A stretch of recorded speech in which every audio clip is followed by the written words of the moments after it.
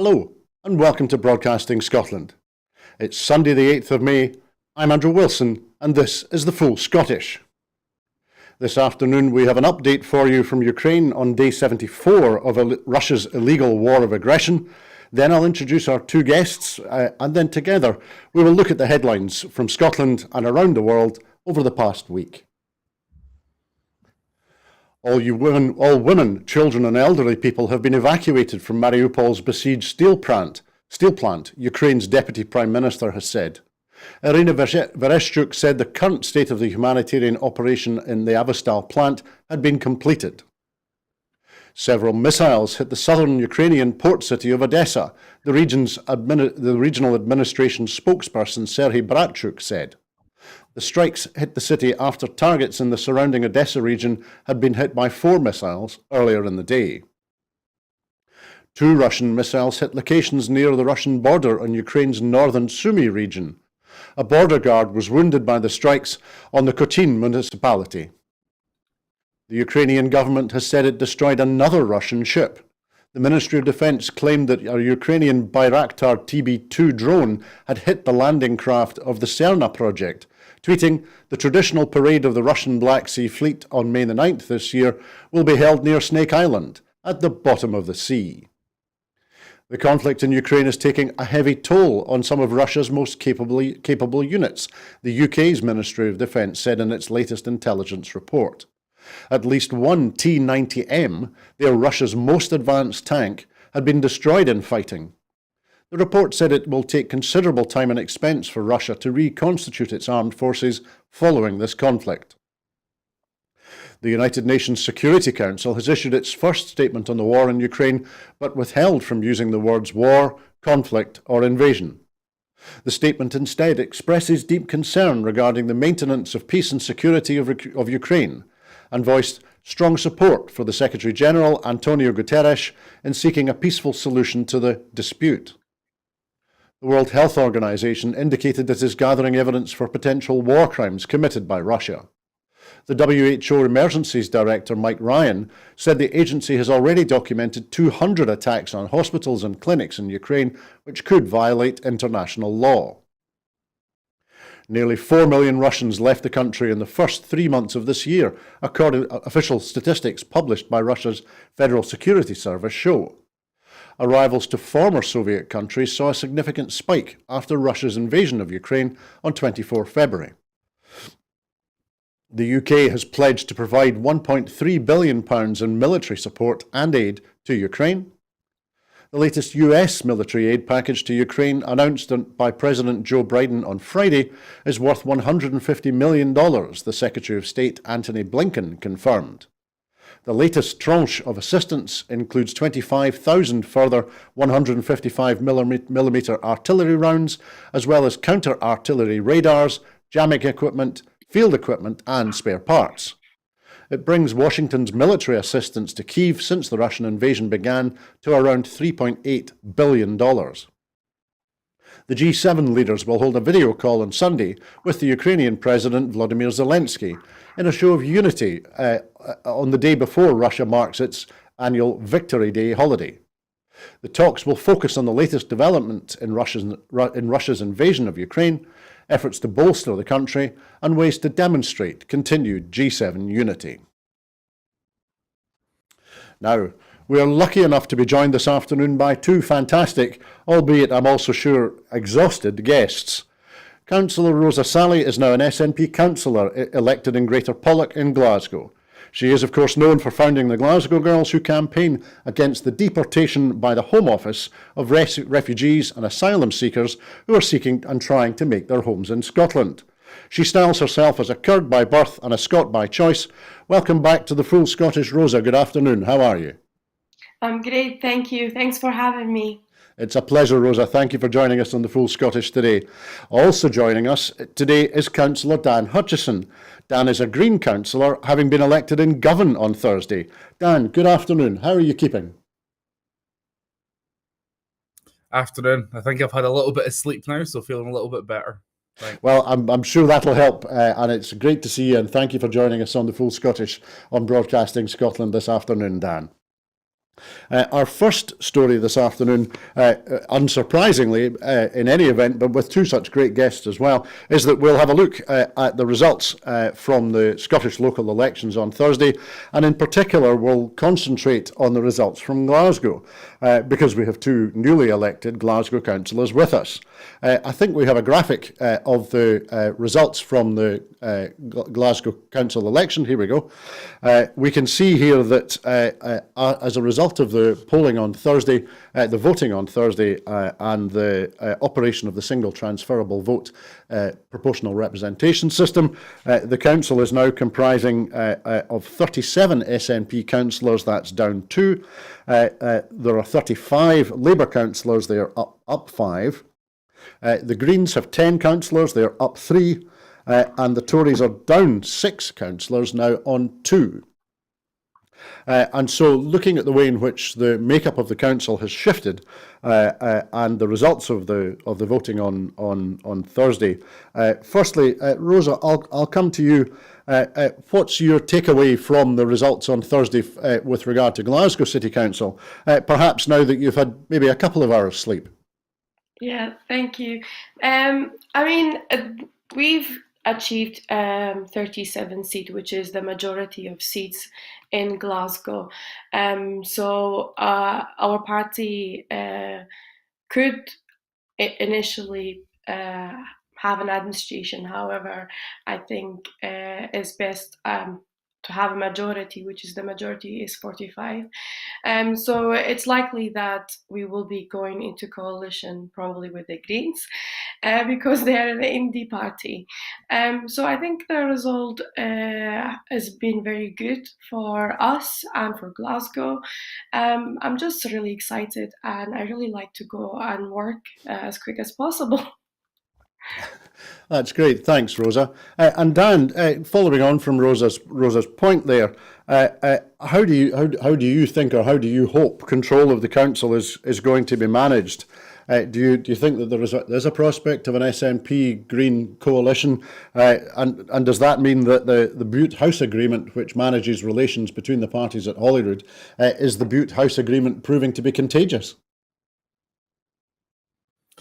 Well, I think we had a really good result Friday, and we're pretty delighted about it. I think going forward, the Greens have always been a party of cooperation and willing to anyone about sharing power. So we'll have to see next week, but certainly we wouldn't rule out any cooperation talks. But the way the Greens work is our party members would have the final say on that. So I couldn't promise anything because our membership here in Glasgow will be the ones that make that decision for us. Absolutely, I understand that, Dan. Do you think that a Green SNP coalition, if it's something that members of the Green Party in Glasgow vote for, do you think it'll be a good thing?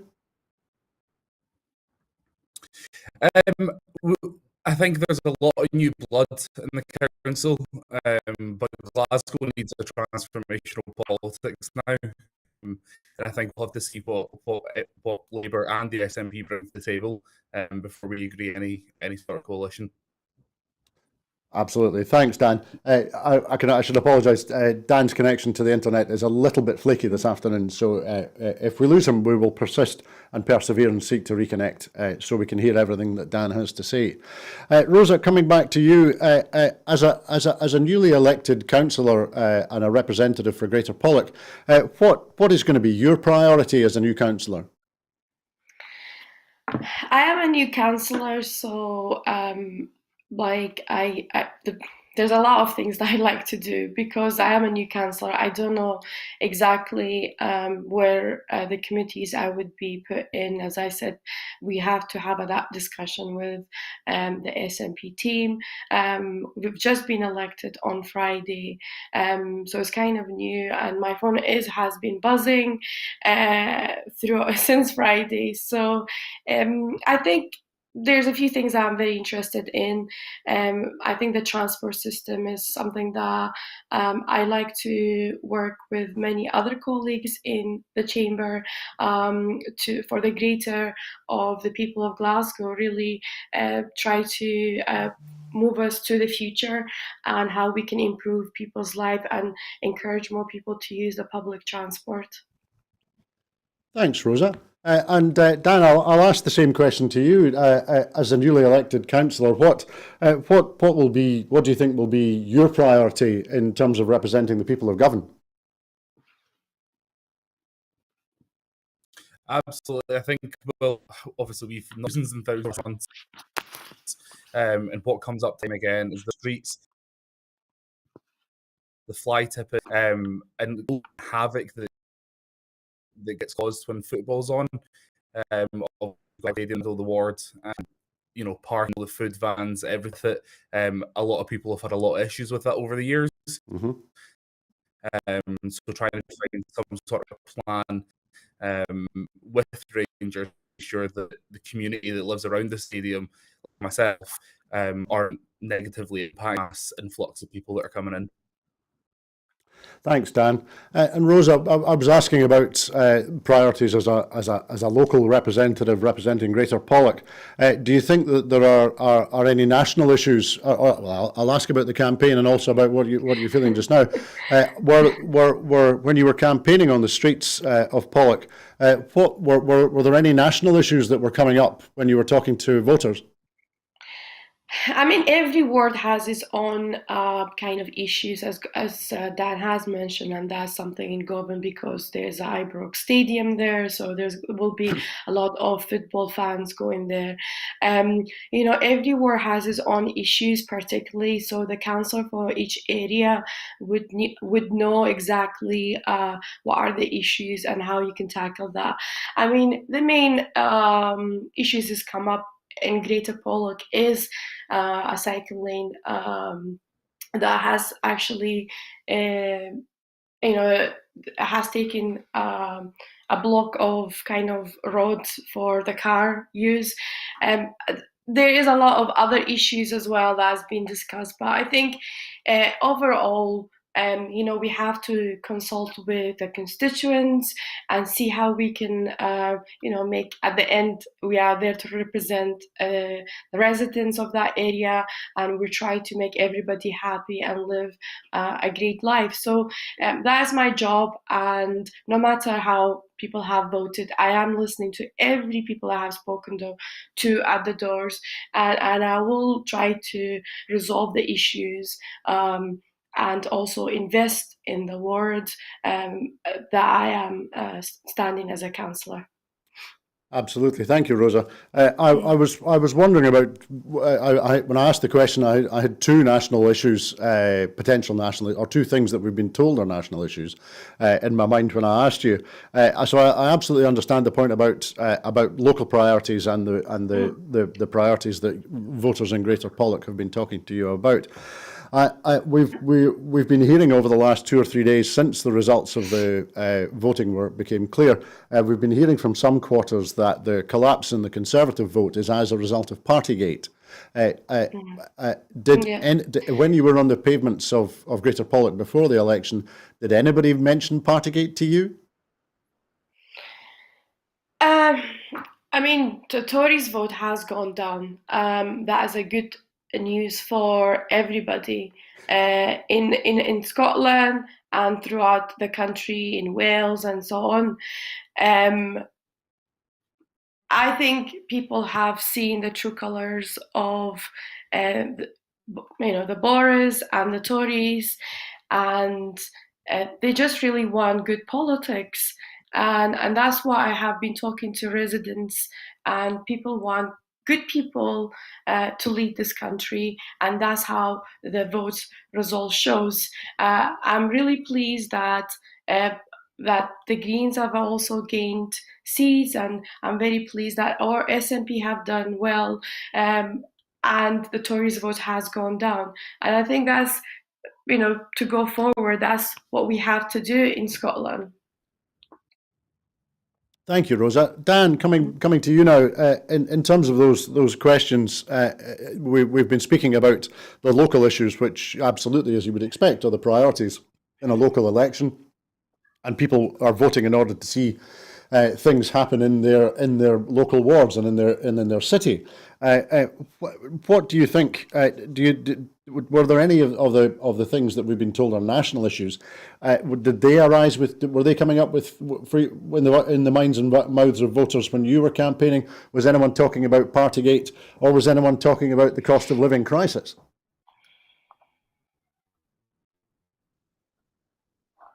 Absolutely, both came up. I think messaging on cost of living came up quite a lot, and people, I think, were a bit frustrated that they were trying to get off the council issue.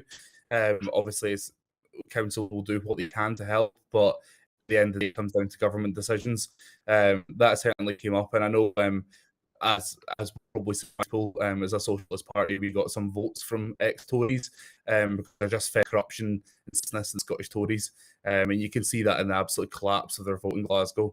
Thankfully, they're on 2 seats now, so they can't even group. I think the aim up was independent. In a word like this, we got that coming up quite a lot. And generally, people were really, really supportive about it. With it being a local election, we tried to focus as much on local issues, but obviously you need to speak to people about what they want to talk about. And independence was definitely one. People are chomping at the bit for an independence referendum next year. That's interesting. It's interesting that you were hearing people talking about the constitution in Govan as well. That it was on their minds. We did also there talk about the cost of living crisis.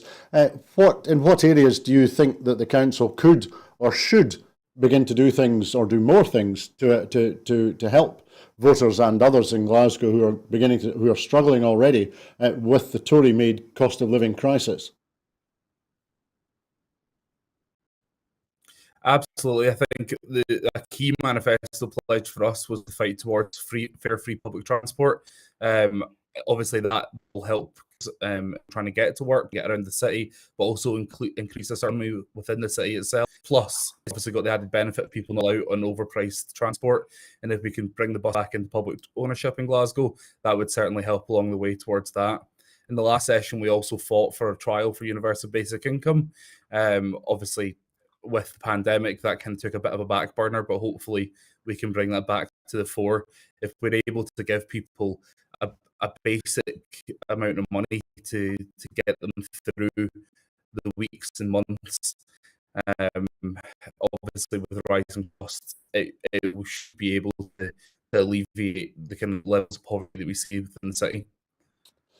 Thanks, Dan. And Rosa, both you and Dan have spoken have said that transport issues, transport challenges were something which came up for you both during your campaigning and on the doorsteps.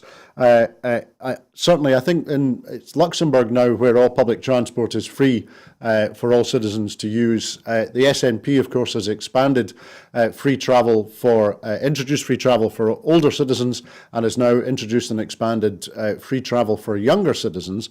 Do you think that Glasgow, the city of Glasgow, should do more to, as Dan suggests, expand free transport?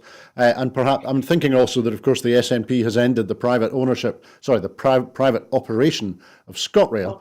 And Glasgow has the benefit of a large urban rail network and a subway. Do you think Glasgow City Council should begin to take more and do more to unify those transport systems, and perhaps as part of a response to cost of living, to do more to reduce the cost of using those systems to the users? Yes, I definitely think that we should be integrating our public transport system. I think this is key, and it is in the SNP's manifesto, and we hope that we can work on this. I think publicly owned and run buses for the people of Glasgow is very beneficial, and I will be advocating for that in the city chambers. And I hope that is nationalised as our trains, the buses. So I am all for publicly owned transport system, and also securing an integrated kind of network going on between buses, the subway, the trains, that makes it easier for people to transport about in Glasgow. Thank you, Rosa. Now, having looked at the results in Glasgow, and especially having the benefit of both of you joining us on the Full Scottish today, we'll move now and look at results elsewhere across the British Isles and consider what the implications are of those results and what we might expect to see. In terms of electoral results on Thursday across the UK, the Conservatives lost, but I think it's fair to say that Labour didn't win either. In a messy night with multiple cross currents, voters turned against the Tories in many areas, yet an uneven Labour performance failed to fully dispel any doubts about its appeal to the electorate at the moment. I think it's fair to say that Tory nerves will be jangling after a heartland slump and the loss of their prized London councils. But Labour strategists, I think, will also be anxious about their what might be described as their mediocre performances in the Leave-leaning battlegrounds, especially in the north of England.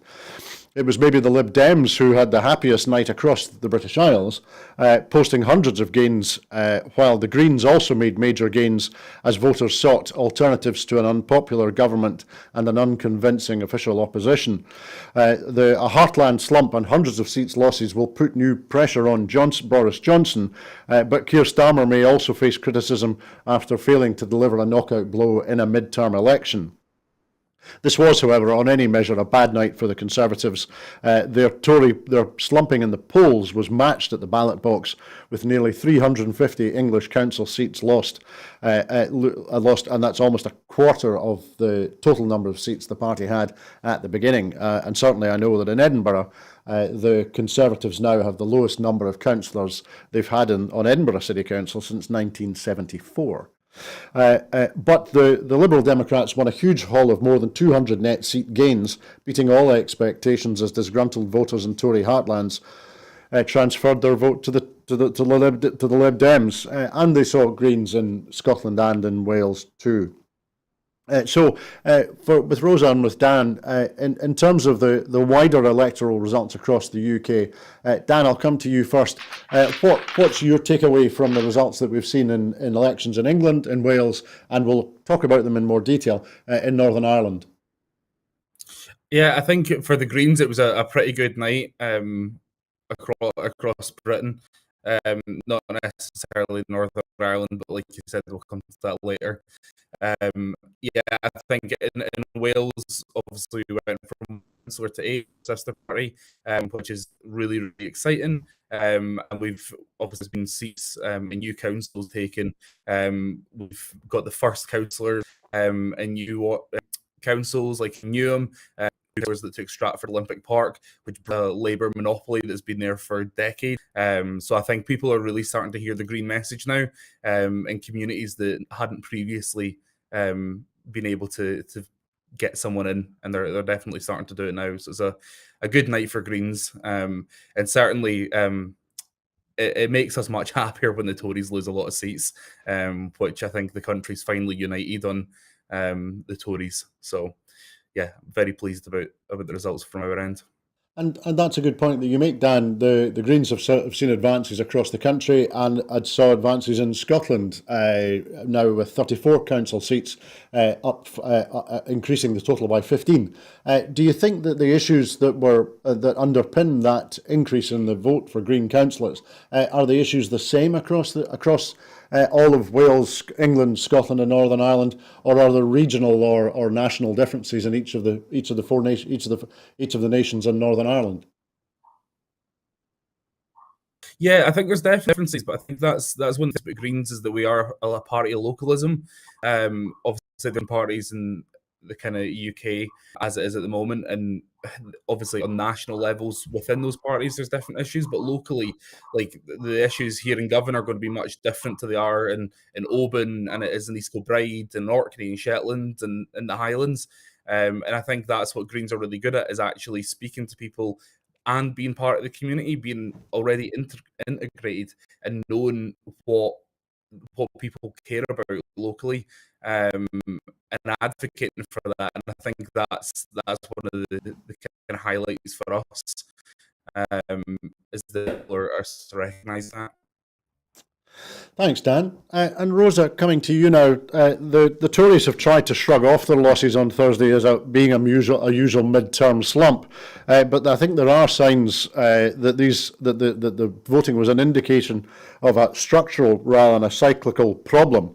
Boris Johnson is by any measure, Boris Johnson is a deeply unpopular leader. And the Lib Dem resurgence, especially in the south, is eating into the Conservative vote share. By the time of the next general election, voters will be suffering even more as a result of the unsustainably high energy, fuel and food costs. And as Brexit has declined in its importance for voters, the electoral coalition that Johnson forged in 2019 is perhaps beginning to look more fragile. Thinking firstly about Glasgow, where there are now only 2 Tory councillors, and they might be feeling a bit fragile this morning, but thinking more generally across Scotland and across the UK, do you think, is it fair to say that the Tories are fragile? Definitely. I mean, they are very fragile, and I think they're very scared right now. And I don't think they will be calling for a general election anytime soon. Their party is not doing well, so they want to probably extend a general election. And I think that's good news for Scotland. And I definitely think that in Scotland, many people in Scotland have chose to not go and vote for the Tories, and they've changed their mind. I've spoken with a lady at the doorstep. She was like, I'm actually, ashamed. I will not vote for the Tories ever again.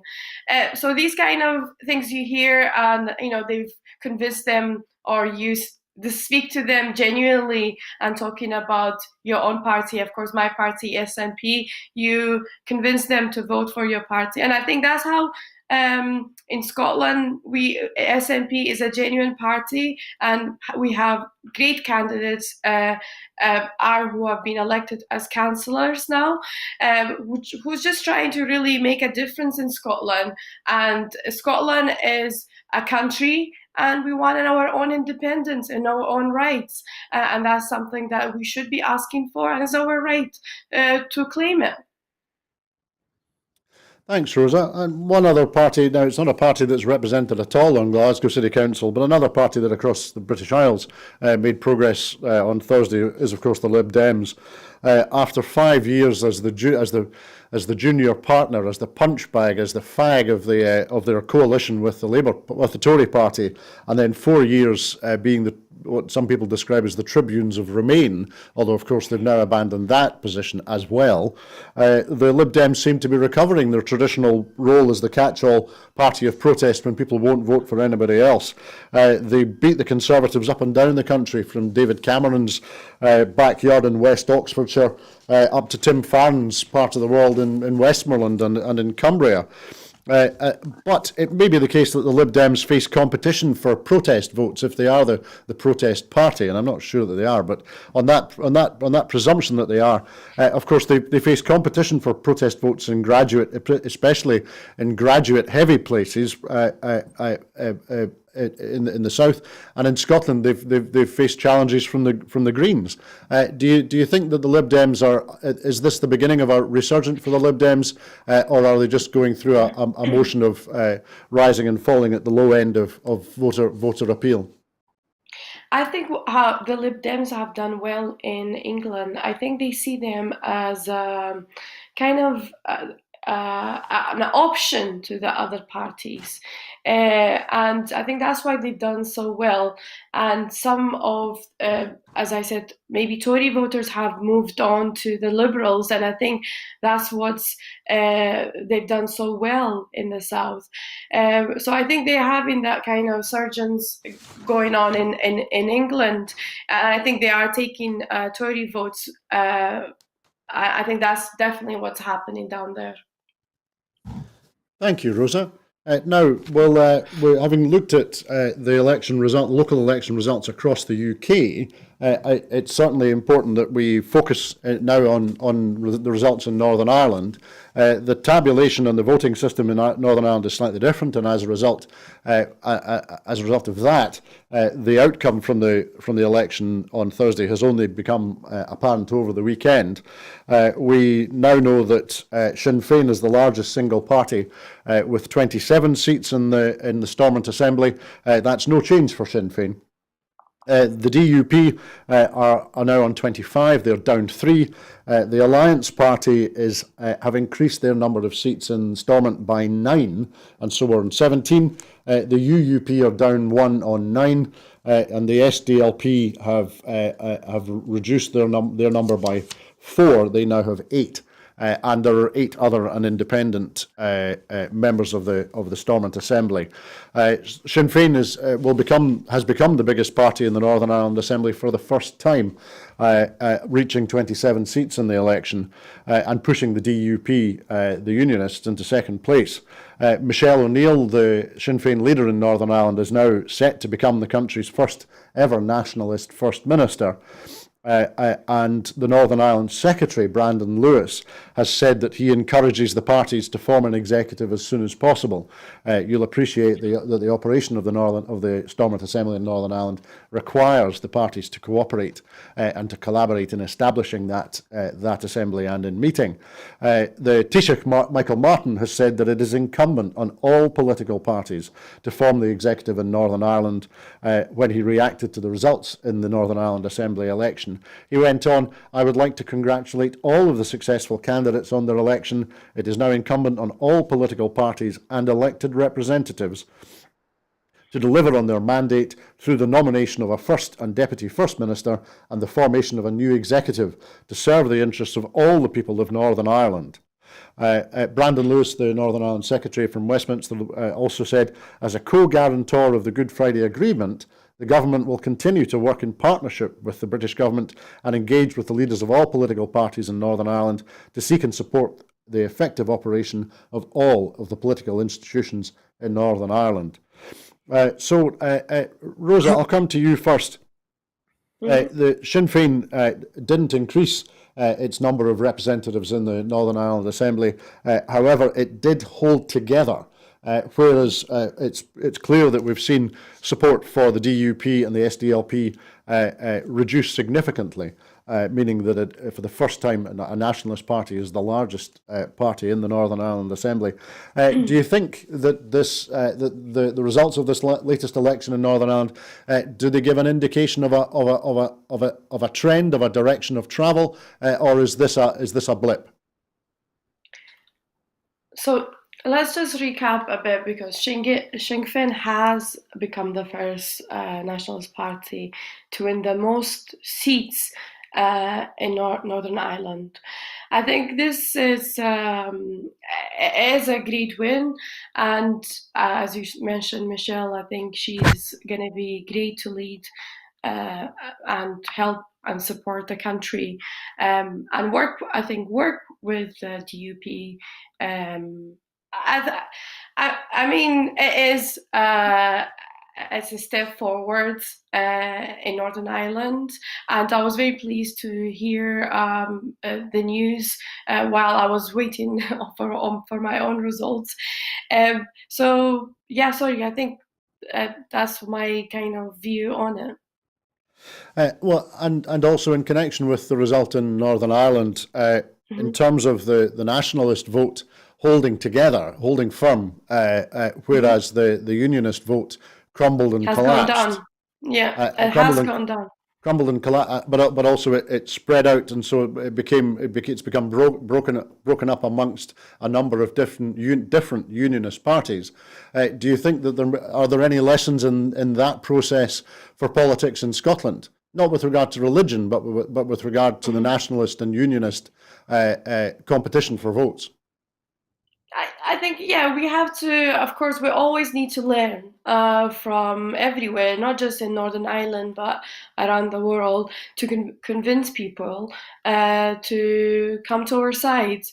And no matter of religious or political or social backgrounds, you have to commit for the greater of the people, or the for good politics, for how to move the country forward. And I think that's what's happened exactly in Northern Ireland. Thanks, Rosa. And Dan, coming to you now, one of the stories of this election is the continuing success of the Alliance Party. They're now on 13.5% of the vote, and as I said, have increased the number of members of the Assembly by 9, meaning that they've got 17. Do you think that the emergence? Do you think that we're seeing the emergence of a new political force in Northern Ireland, one which is agnostic on matters of religion and matters of the Constitution? Absolutely, I think you've nailed it on the head there. To be honest, for me, obviously Sinn Féin have got the most seats, but the real winners of the Elections Alliance. Obviously, only took 2 seat Greens, and I think the Assembly in Northern Ireland will be much poorer because because Claire Bailey and Rachel Woods will be missing. But yeah, Jane, as much there's been a good position, and it's good that the DUP have lost seats. I think Alliance are really pushing through that kind of middle ground to move forward and move past the kind of traditional divide that's been plaguing Northern Ireland since its creation 101 years ago. So I think definitely there's going to be a push towards like in future elections to move away from a kind of Republican and loyalist vote base and party base and power sharing. And I think, to be honest, that's probably in the long term going to be the best way forward for the country. And you make a good point there, Dan. We're just past the centenary of the creation of Northern Ireland, and I think it's fair to say, even from the perspective now, that it's a creation that's never particularly worked in a very happy way for very large sections of the community. Do you think that there's the same question as I asked Rosa? Do you think that the success that we see with Sinn Féin now being the largest party in Northern Ireland and in the Northern Ireland Assembly, do you think that is an indication of a direction of travel, that the creation of Northern Ireland after 100 years is now and is inexorably unravelling, or is this simply a blip and normal hostilities, political or otherwise, are about to be re-established? I think the hostility will still be there. Like a key part of culture in Northern Ireland is that kind of divide. But I think a lot as time develops, people move away from that. And I know the Greens' position in Northern Ireland was always that if they wanted a border poll, that is something that should be discussed. And I don't necessarily think outright win that they thought they were going to. Obviously, there was polls that were looking like Alliance were going to be neck and neck with the DUP, and that would push it away from being a strong unionist vote, which certainly hasn't happened. I'll be perfectly honest, I'll be surprised if Micheál Martin accepts a border poll. They've never seemed particularly keen on it. However, Sinn Féin are also kind of surging in the polls in the Republic. So when the next Dáil election comes, there may be a different story after that. But I would be surprised if Star Trek's 2024 date is the one that meets it prior to reunification, to be honest. That's a very good point that you make, Dan, with regard to the view of reunification from the south now. But Rosa, I'll come back to you. One final question on the matter of the results in Northern Ireland. We've heard from Jeffrey Donaldson, the leader of the DUP, that he is already making demands of Westminster as a precondition to participating in the formation of an executive and the management of Northern Ireland from Belfast. Do you think, is it right that the DUP are apparently able to hold Northern Ireland's political institutions hostage against the wishes of the majority of voters in Northern Ireland?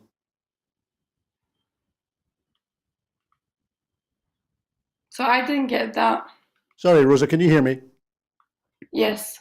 We've heard from Jeffrey Donaldson that he's setting preconditions on the Westminster government and setting preconditions in Northern Ireland before agreeing to participate in the constitution of the Northern Ireland Executive.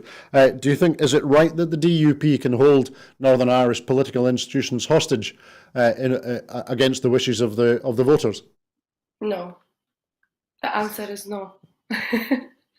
Well, in that case, what does it say about unionist politics in Northern Ireland that they are prepared to attempt, that they seem to wish to hold Northern Ireland political institutions hostage? Yes, they are, and I think that's not going forward at all. And they need to really work with other parties. And yeah, I do not think that's the future of Northern Ireland. As you know, that Sinn Féin do not sit in the House of Commons, as they do know that the institution of that kind of parliament or political system would not be listening to their needs and the views of their voters. So yeah, I do not think what DUP is trying to do is the correct thing forward for Northern Ireland. Thank you, Rosa. That's a good examination of the results from the Stormont elections in Northern Ireland, and so we'll move on to another topic now. And if you'll bear with me, I think it's worthwhile. We've heard the phrase "Roe against Wade" being bandied around over the last few days, and we've reported on it in Broadcasting Scotland. But we thought it was worthwhile to have a quick look at what Roe against Wade actually means and the background to it, and then we'll have a conversation with Rosa and with Dan about what we are hearing from Washington. Roe against Wade was a landmark legal decision issued on the 22nd of January 1973, in which the US Supreme Court struck down a Texas law which banned abortion, effectively legalizing the procedure across the United States. In that decision, the court held that a woman's right to an abortion was implicit in the right to privacy, which was protected by the 14th Amendment to the Constitution. Before Roe against Wade, abortion had been illegal throughout much of the US since the late 19th century. But since the 1973 ruling, many states have imposed restrictions on abortion rights. Looking back further in history, in 1869 the Catholic Church had banned abortion at any stage of pregnancy, while in 1873 Congress had passed the Comstock Law, which made it illegal to distribute contraceptives and abortion-inducing drugs through the US mail. And by the 1880s, abortion was outlawed across most of the United States. During the 1960s, during the women's rights movement, court cases involving contraceptives laid the groundwork for Roe against Wade. In 1965, the US Supreme Court struck down a law banning the distribution of birth control to married couples, and in 1972, the Supreme Court struck down a law prohibiting the distribution of contraceptives to unmarried adults. Meanwhile, in 1970, Hawaii became the first state to legalize abortion, although that law only applied to the state's residents. That same year, New York legalized abortion with no residency requirement, and by the time of Roe against Wade in 1973, abortion was also legally available in Alaska and in Washington. In June 1970, the Texas Supreme Court ruled that the state's abortion ban was illegal because it violated the constitutional right to privacy. Afterwards, Wade declared that who was the Texas Attorney General, declared that he would continue to prosecute doctors who were performing abortions. Since Roe against Wade, many states have reimposed restrictions that weaken abortion rights, and Americans have been divided over support for a woman's right to choose an abortion. In 1992, to bring this up to date, litigation against Pennsylvania's Abortion Control Act reached the Supreme Court in a case that you may have heard called its Planned Parenthood of Southeastern Pennsylvania against Casey. The court upheld the central ruling in Roe against Wade, but did allow states to pass more abortion restrictions as long as they did not pose an undue burden on women.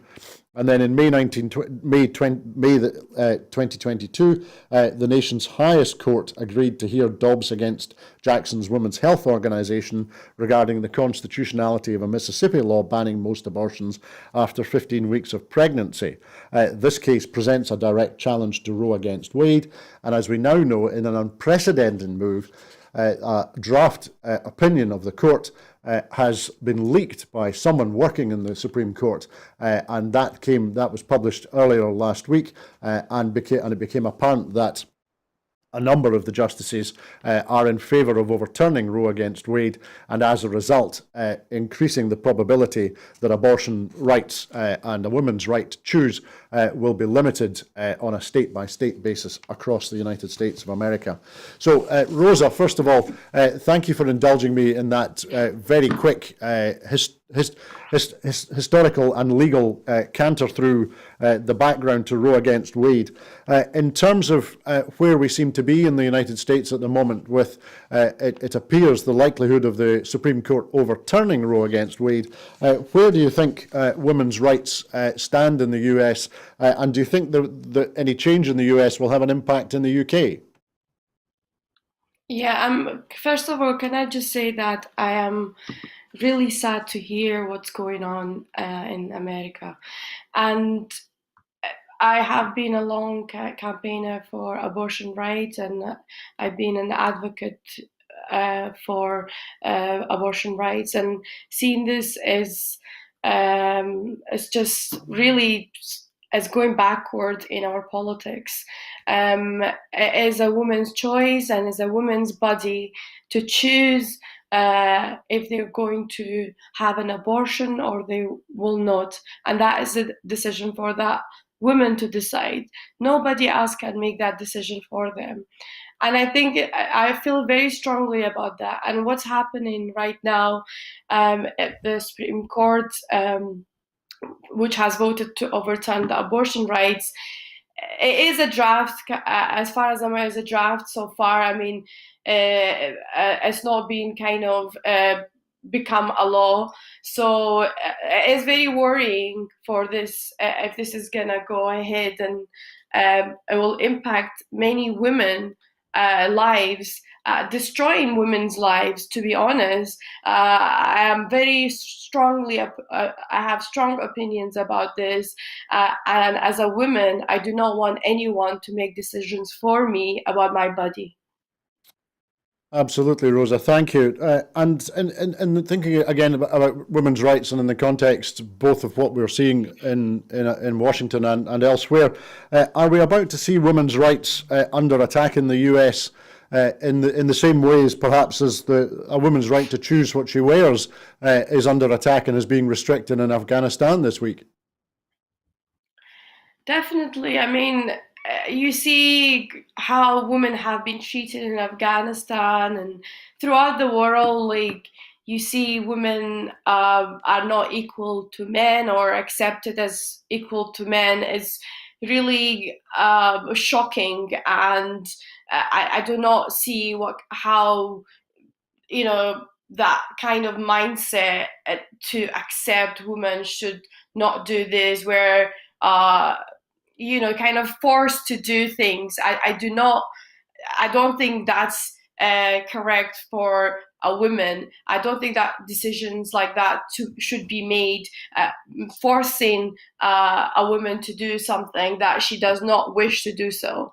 I mean, in Afghanistan, I can talk hours and hours probably about Afghanistan women and how they have been treated by the Taliban.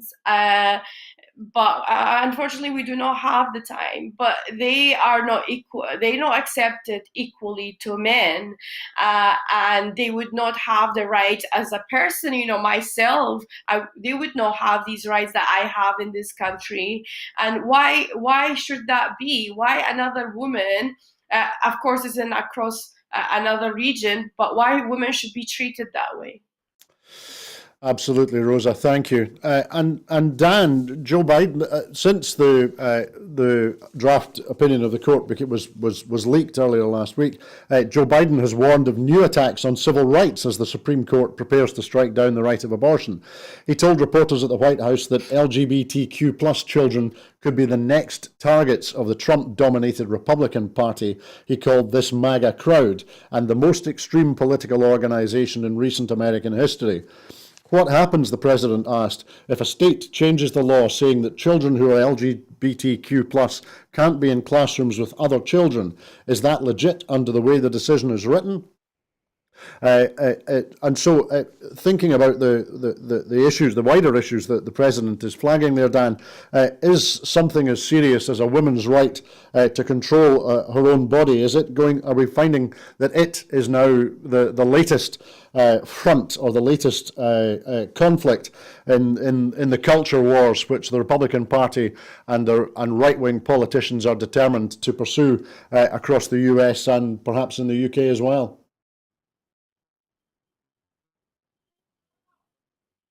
Absolutely. I think, obviously, was an awful president and an awful person, but beyond that, the chance to stack the Supreme Court way, filling it with severely conservative justices.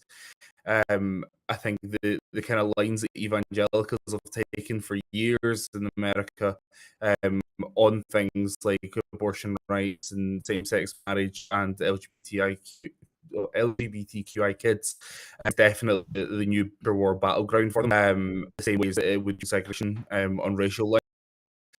I think it is a scary direction that is going. Joe Biden, though, to be honest, is pointing this on these fronts. He said at the tops during the election campaign. The Democrats control all three branches in government, the House and the presidency. They are able to legislate and things like this. Joe Biden would rather stand White House law and play Trump again. Yeah, the Supreme Court are going to play hardball, but you know, I mean, the actual government can level and actively choose not to do it. So it's just a little bit hypocritical to be coming from Joe Biden. Thanks, Dan. That's a great insight there. We'll move on to our final item now, which is that as the polls were closing in Scotland on Thursday, police officers and immigration officials were seen in Edinburgh's Nicholson Square. It's understood that immigration officials attempted to remove individuals from a local restaurant in Nicholson Square. Calls were put out by activists on social media for people to gather to protest, mirroring the events that we saw in May 2021 in Kenmure Street in the south of Glasgow. Refugee, a charity that supports refugees and asylum seekers, told supporters to attend peacefully. Protesters blocked the police vans, and Katrina MacDonald, who's a former SNP candidate, tweeted videos from the scene saying members of the community are blockading vans and offering noisy support. Agreement seems to have been reached that enforcement officers can leave as long as they do not take any detainees. Other photos and videos from the scene on social media seem to show protesters climbing onto the police vehicles and holding signs reading "No Peace for Police Scotland" and "Stop Deportations." The force said that they'd been called to a property at 6:45 after reports of a demonstration. The crowd were chanting "Immigrants are welcome here" and "Shame on you" as Home Office enforcement officers were escorted back out of the building by Police Scotland and into the awaiting van empty-handed. And so, Roza, we've seen, despite the fact that everyone was so busy with the election, or perhaps because everyone was so busy with the election on Thursday, the Home Office chose to seek to detain and, one would presume, deport some people who are seeking to make their lives and their homes in Scotland. What's your reaction to the scenes that we saw from Nicholson Square? And is it fair to say that we're all from Kenmure Street now? We are all from Kenmure Street, definitely. But what happened in Edinburgh on Thursday, I understand, is that this is a routine thing that the Home Office is doing during an election where probably people are busy with election, and they are doing the same. They did that last year in May, where there was a Scottish Parliament election, and this year with the council election. So they're trying to really detain people and at the time where people are very, very busy. Myself, I could not go there, but I was aware of it. And I spoke with a few colleagues, which we are activists, and said that is actually they cannot take anybody. We are here. We're gonna protest, and actually they succeeded. But it's really sad to see that the Home Office bringing this ban system to deport people and detain them. This is not the system that I want to see for Scotland or throughout the UK. This is a system that I have been advocating against since I was a child. We are not changing anything in our immigration system, and I do not have faith that the Tories or the UK government will change anything.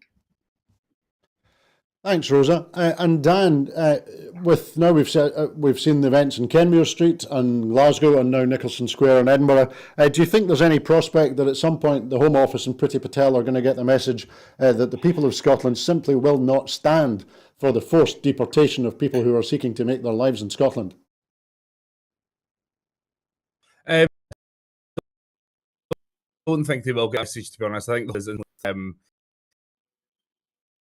we've called for years for it to be abolished in solidarity. I honestly can't even count times. Part of me is happy that they managed to get to Nicholson Street, and they did twice. I mean, like, it's now becoming a thing in Scotland that we will turn out and will send home.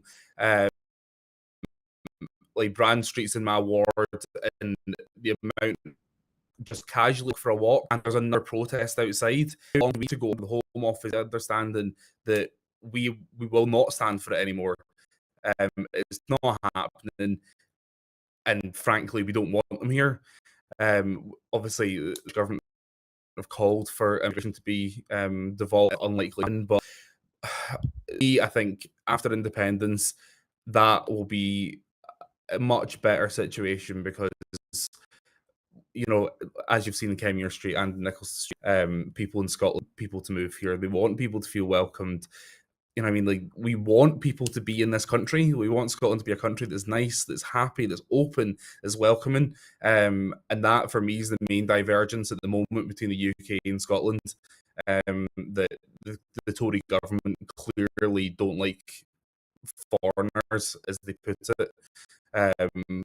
Whereas in Scotland, we want them to be here. We will fight them here.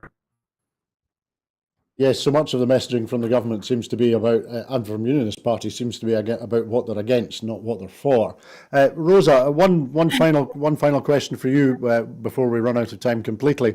As a newly elected councillor, is there anything that you think that Glasgow City Council can do in terms can additionally do in order to support refugees and asylum seekers, and is there anything they can do to try and inhibit the Home Office arriving and seeking to deport people?